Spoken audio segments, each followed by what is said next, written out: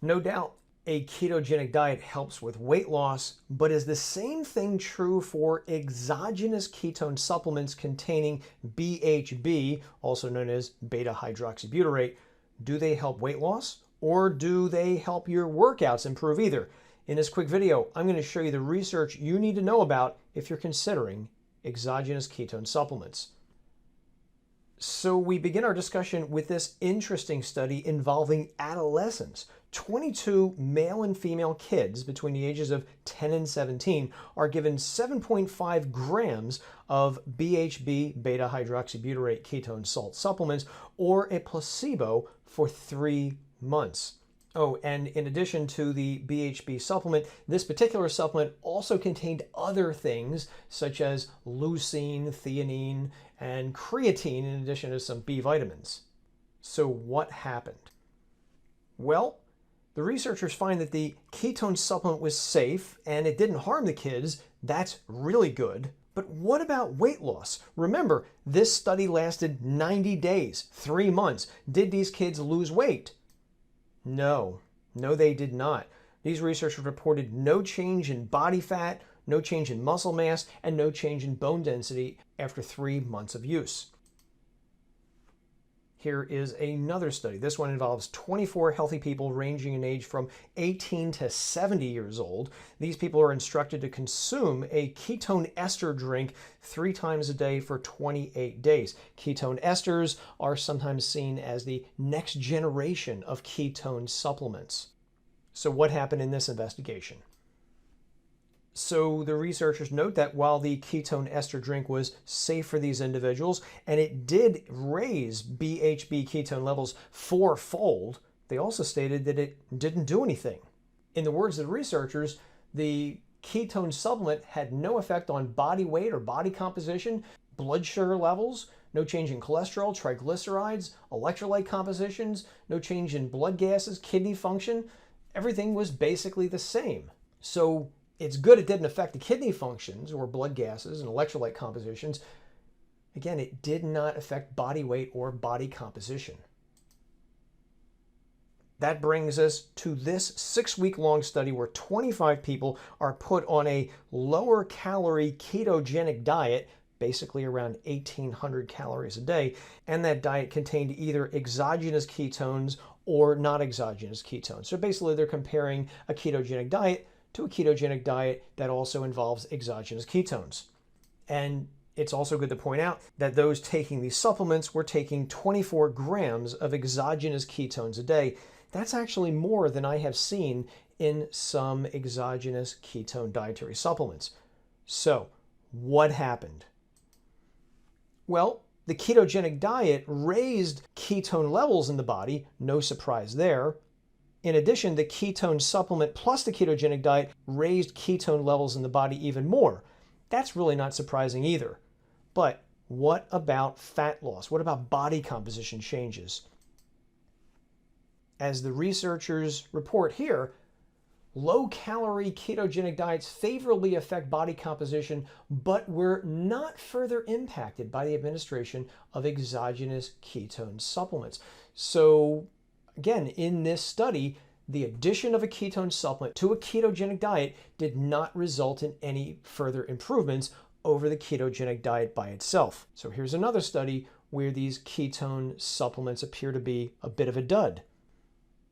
And then we have this exercise study, which involved ketone esters, again, that so-called next generation of ketone supplements. What's this investigation look like? Well, you can get an idea that we're looking at exercise here, intermittent running. Here, 11 athletes are put through a high-intensity interval training running test, and they're given either an electrolyte drink by itself or an electrolyte drink that also contains ketone esters. Here, these researchers wanted to see if the ketone supplements improved exercise and whether or not those ketone supplements help the athletes think better during exercise. And that's a good thing because an athlete who is better able to think during exercise might be a better athlete. And as you can see here, these researchers also used 750 milligrams per kilogram of the ketone supplement. And that's actually a really good thing because it takes into consideration how much each athlete weighed. The more you weighed, the more you got. So what happened? So the researchers note that the ketone supplements reduced lactic acid levels during exercise. That's interesting, but it didn't help them exercise any better. They didn't last any longer before exhaustion set in, and they didn't sprint any better either. On the plus side, however, the researchers did observe a slowdown in the decline in thinking as these athletes were fatigued, which may indicate a possible cognitive benefit during exercise of these ketone supplements. As an aside, I will link to my other video on medium chain triglycerides and dementia. That research is actually quite interesting, and I'd encourage you to take a look at it. So overall, however, this study is a bit of a mixed bag. I would point out, however, that, again, it was a small investigation, and I would like to see it followed up with a larger clinical study. Here is another exercise study that actually has an ominous title: Increased cardiorespiratory stress during submaximal cycling after ketone ingestion in endurance-trained adults. 19 trained cyclists, these are real athletes, are given either exogenous ketones at a dosage of 600 milligrams per kilogram or a placebo, and then they performed 30 minutes of submaximal cycling, followed by 15 minutes of higher intensity cycling during a timed test. They wanted to see if they could cycle any faster. These researchers point out that the exogenous ketone supplements raise BHB ketone levels, again to be expected, but those ketone supplements also raised heart rates, breathing increased, and what I found most interesting, the cyclists rated exercise to be harder compared to those who took a placebo. Most importantly for athletes, however, is that exogenous ketone supplements did not improve exercise performance in this study. Performance, in the words of the researchers, was not different. Here is yet another exercise study. In this investigation, 10 non-athletic runners, non-athletes basically, are given either a placebo or a combination of BHB exogenous ketones and medium chain triglycerides before they ran a 5-kilometer race on a treadmill. 5 kilometers is about 3 miles. Why MCTs? Well, MCTs are medium chain triglycerides. Research shows medium chain triglycerides will also raise ketone levels in the body. That's why if you're looking for a supplement, you may see BHB and MCTs combined in the same supplement. So, did the supplement combination help these runners run any faster? No, did not. The BHB and medium chain triglyceride combination did not result in any exercise improvement. Oddly, however, these researchers also saw no change in how hard these runners experienced exercise to be. So in other words, they didn't rate exercise as being harder, and that's the opposite of what those researchers in the previous study reported. They said that the supplement seemed to make exercise feel harder for the athletes. In this investigation, on the plus side, the researchers report no change in how hard exercise felt.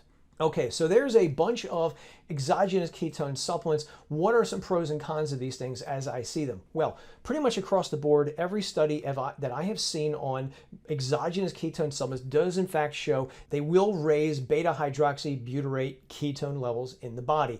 That's great, but as for the cons, those same studies do not appear to show that exogenous ketones help you lose weight any better than a ketogenic diet by itself, and they don't appear to help a ketogenic diet in its effectiveness either. Those studies also don't appear to show that exogenous ketone supplements improve your exercise performance either.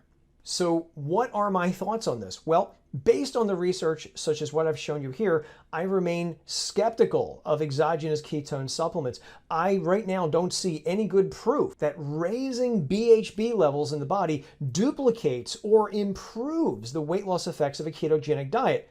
But what do you think? Have you tried exogenous ketone supplements? If yes, leave a comment below and I'd like to see what you have to think. Until next time, I'm Joe from supplementclarity.com. Take care.